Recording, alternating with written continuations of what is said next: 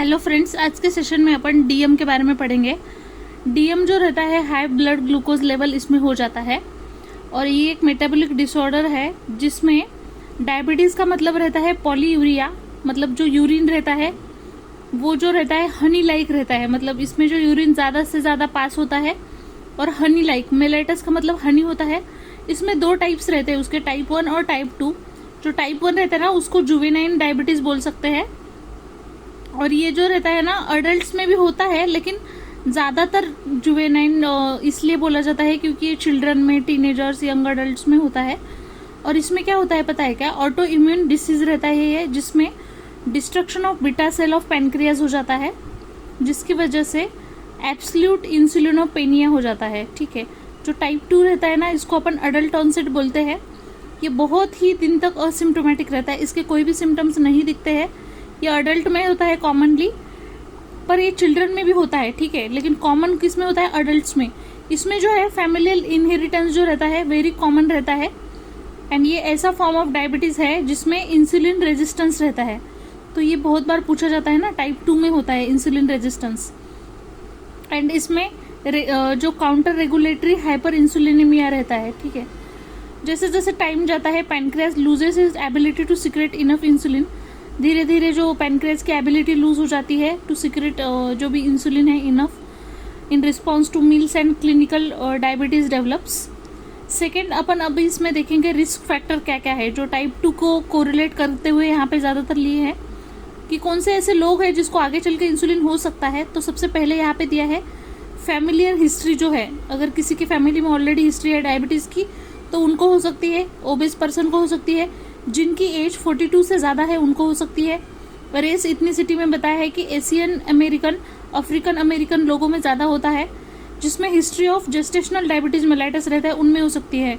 मतलब ऐसी मदर जो प्रेग्नेंट जब होती थी तो उस टाइम पे जिसको था डायबिटीज़ तो वो हो सकता है उनको भी। और डिलीवरी ऑफ द बेबी, अगर कोई ऐसी है जो बेबी की डिलीवरी जिसका वेट जो है 4.5 kg से ज़्यादा है तो उनको भी चांसेस है। हाइपरटेंशन, अगर किसी को हाइपरटेंशन है तो उनको भी हो सकती है। HDL जो हाई डेंसिटी लिपिड रहते हैं उनकी जो वैल्यू है 35 mg% से कम है, और जो ट्राइग्लिसराइड है उनकी 250 mg से ज़्यादा अगर है तो। अगर किसी को PCOS है, पॉलीसिस्टिक ओवेरियन सिंड्रोम, तो उनको भी होता है डायबिटीज़। स्ट्रेस इंड्यूस्ड कुछ हाइपरग्लाइसेमिया है, एज इन जैसे इन्फेक्शन की वजह से MI, myocardial infection, trauma, pregnancy, stroke, emotional stress, drugs की वजह से भी हो सकता है कुछ अगर अपन ज़्यादा कंज्यूम कर रहे हैं, ग्लूकोकॉर्टिकॉइड, इस्ट्रोजन वगैरह। अभी पैथोजेनेसिस देखेंगे टाइप 1 और टाइप 2 की। जो टाइप 1 रहता है ना उसमें कुछ ऐसे पैथोजेनेसिस दिया है इसमें, जैसे जेनेटिक प्रीडिस्पोजिशन, फिर environmental trigger, auto immune response होगा और उसकी वजह से इंसुलिनोपेनिया एंड हाइपरग्लाइसेमिया। इसको भी वर्ड फॉर्मेट में ऐसे दिया है।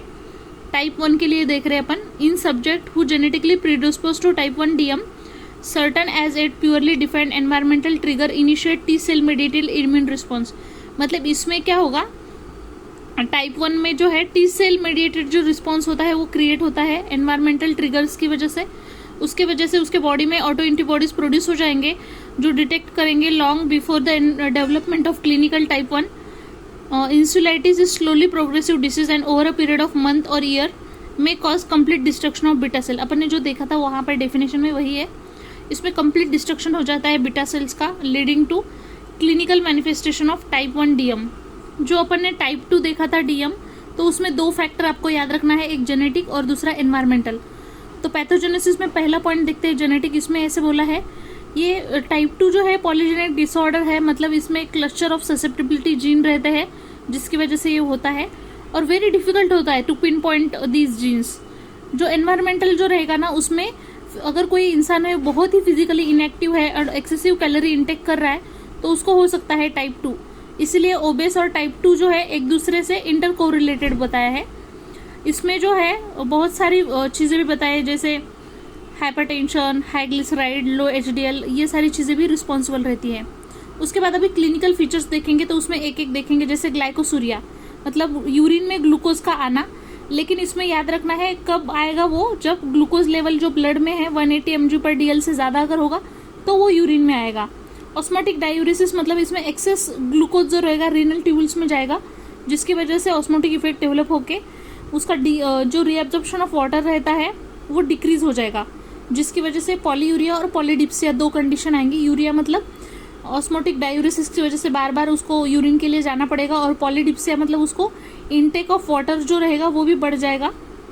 पॉलीफेजिया मतलब उसको एक्सेस फूड इंटेक करने की इच्छा होगी।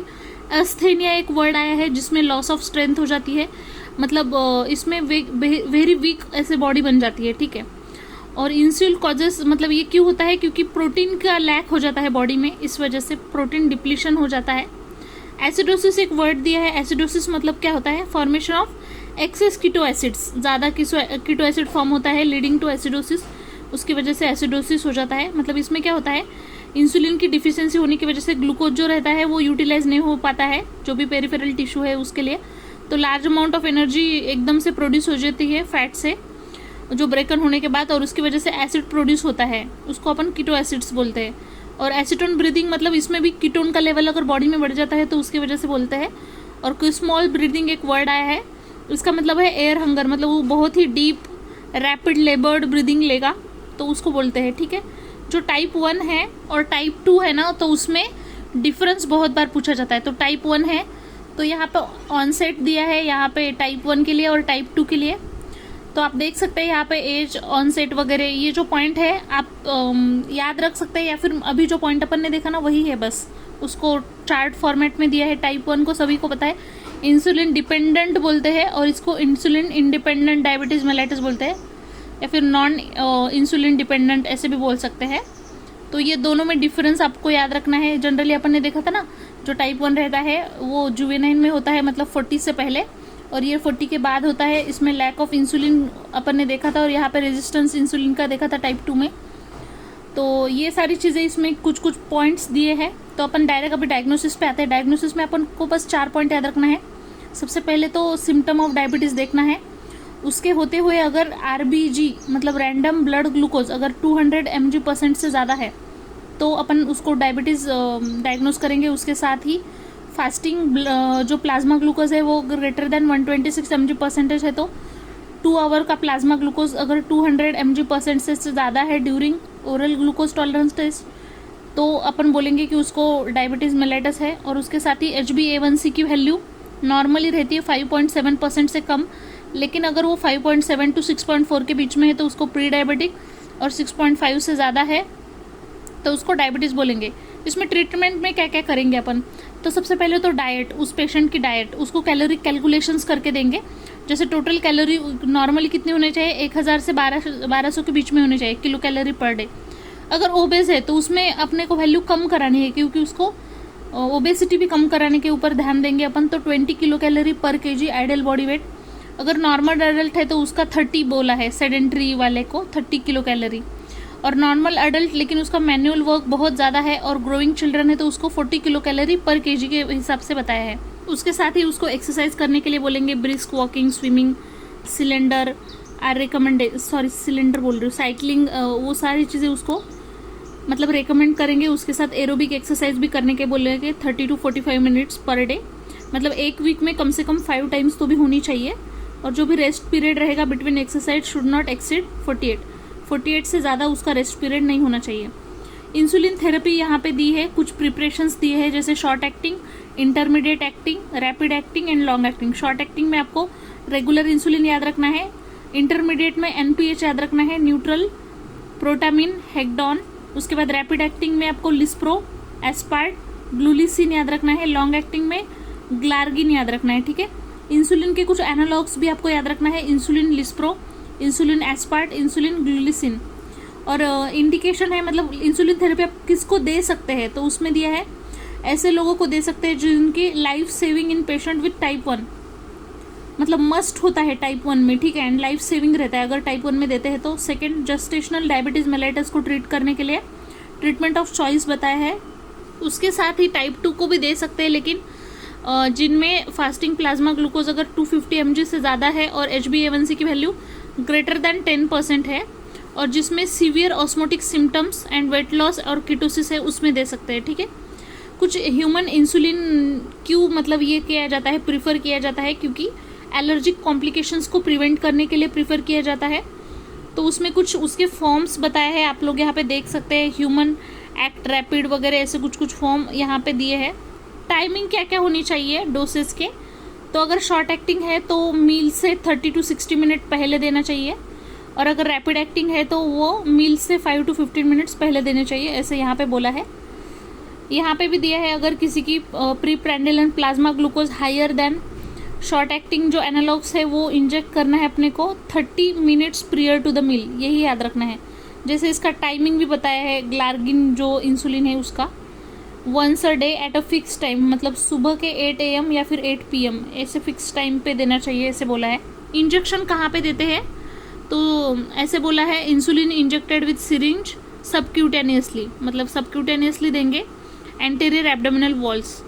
और जो आर्म्स थाई है उसको नहीं प्रिफर्ड किया जा सकता क्योंकि इरेटिक एब्जॉर्प्शन की वजह से। अगर किसी के स्किन फोल्ड्स में दे रहे हैं आफ्टर रेजिंग स्किन फोल्ड, तो उसको परपेंडिकुलर टू द स्किन होना चाहिए in obese individual and 45 degree in the thin patient. इसके बाद second adverse effect of insulin, ये अपन पार्ट 2 में देखेंगे। Thank you.